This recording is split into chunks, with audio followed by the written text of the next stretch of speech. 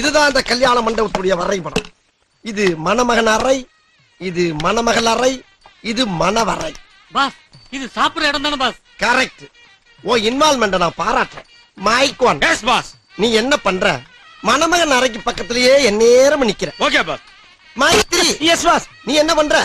சமையல் கட்டு பக்கத்துல சமைஞ்ச பிள்ளை மாதிரியே இருக்க. Okay boss. ஏன் பாஸ் சமயக்கட்டுல இருந்து 4 அடி எடுத்து வச்சா சாப்பிடுற இடம் வந்துரும்ல? மைக் போர். பாஸ் நீ எங்க நின்னுக்கிட்ட? இங்கதான் பாஸ் நின்னுக்கிட்டு இருந்தேன். இங்க நிக்கிறியா? நீ நிக்க வேண்டிய இடம் எது இல்ல, போய் கக்கு சீட்ட போய் நில்லு. Okay boss. என்னடா பாஸ் கக்கு சொல்லியா ஏறி குச்சி கூட சாப்பிடுற இடத்துக்கு போயிடலாம் பாஸ். ராஸ்கல், எப்ப பார்த்தாலும் சாப்பாடு சாப்பாடு. இனிமேல் சாப்பாடை பத்தி பேசினா வாய் இருக்காது. வாயில கடிச்சு விட நான் தான்.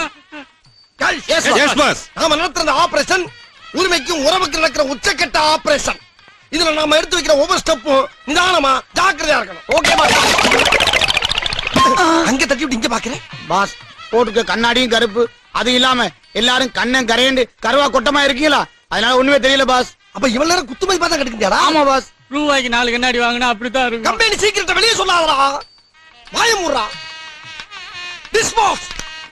பாஸ் என்ன ஆபரேஷன் 1/2 மணி நேரமா சொல்றீங்களே, டாக்டர் யாருமே வரல, நர்ஸ் கூட வரலையே பாஸ். இப்ப இந்த குண்ட மேல போறேன் வரும்பாரு மண்டைக்கு. ஐயோ ஓடிலாம் வா.